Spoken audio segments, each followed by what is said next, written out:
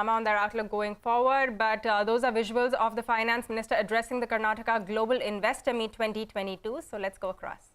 Headwinds are very strong. Elements of certainty completely absent. Even as we all started talking about China +1.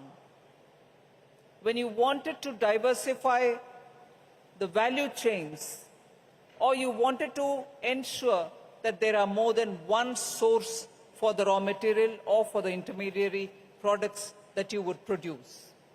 But also to have a consistency that you are somewhere, but you need to also have some other place where investments will have to be made so that eventually there are no huge disruptions. But that situation did not have its complete solution.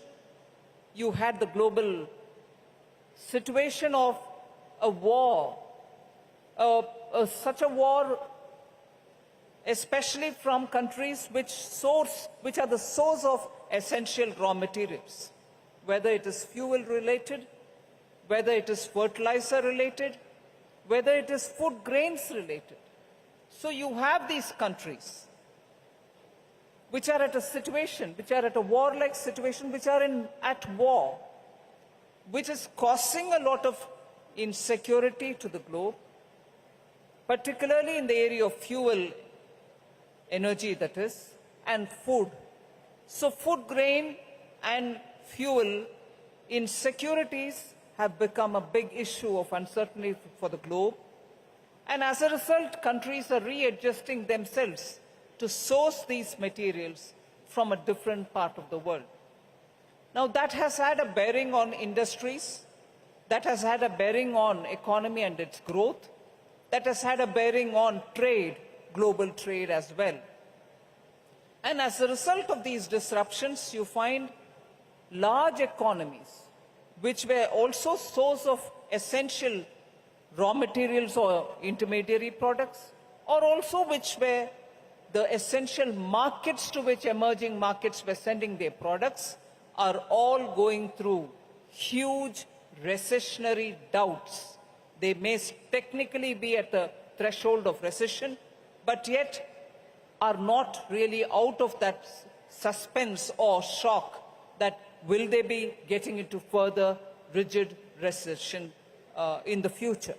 Now, with all these uncertainties, I'm here to put it before you that because of the careful planning, targeted facilitation, fiscal prudence, and essentially understanding Indian economy for what strengths that it has, and for the challenges that it has to face, Honorable Prime Minister led from the front and made sure that Indian economy will not be severely threatened by these developments outside, ensured that hand-holding happened, targeted supports were extended to industries which required, particularly the MSME, and made sure that the Indian economy would be very carefully navigated through this challenge that we face.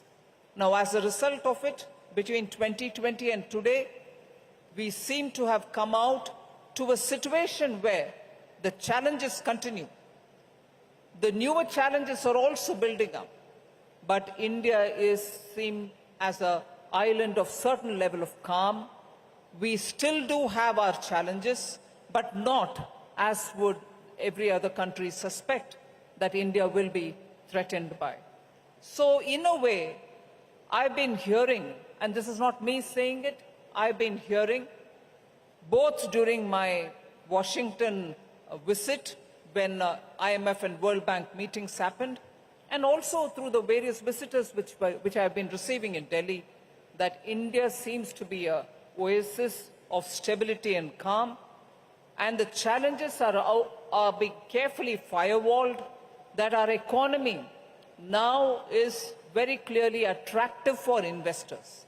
And that is where we find the investment interests, and Karnataka as a state has carefully reflected the policies of the center, has always made sure that policy consistency is held up and held up only to make policies even more nimbly in time on issues which are developing and make sure that the industry facilitates it. The industry consultative process which happens in Karnataka is one of those which are extensive.